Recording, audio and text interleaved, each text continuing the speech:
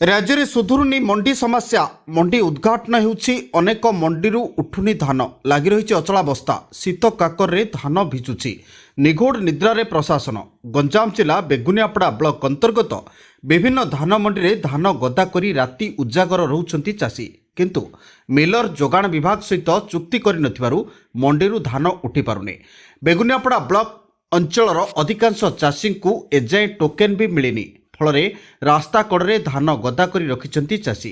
एउछि Beguniapada block चिंगुड़ीखोल धान मंडीर दृश्य एठारे मंडी खोला होईछि उद्घाटन होइनी एठी शह शह संख्यार धान बस्ता रखी सरकारी दर में बिक्री पई आशा बांधी बसिछंती चाषी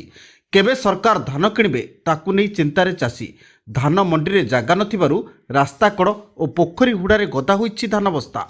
भागीरथी बेहरा चिंगुड़ी खोल मु जने चाषी ए धान जो रखीचु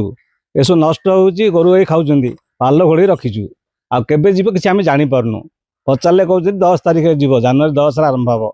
15 आरंभ हम आर किसी आम तथ्य जानी पारुना आम चाहूँ सरकार ठीक मूल्य देकरी आम चाषी को उपकृत कले आम संतुष्ट होबु। पांडव नाहक चिंगुड़ी खोल चाषी मु जाने कौन कह आम तो बारंबार कहूँ आमर सेक्रेटरी कहूँ कहीं जाऊे हाँ जी बोल तो कहते कौन आसी ना मिलर कहते मिलर आसिले तो धान आसिले धान जी कहले डिसेम्बर मासरू आम धान थोचु जानुरी 15-10 उठियो कहूँ आरंभ हम बोली आम जानू क्विंटाल हिसाब से 100 केजी नेबा कथा से गवर्नमेंट नियम अनुसार आंके भूर्तई रोचे अधिका 78 केजी 79 केजी 78 केजी नहीं गला वर्ष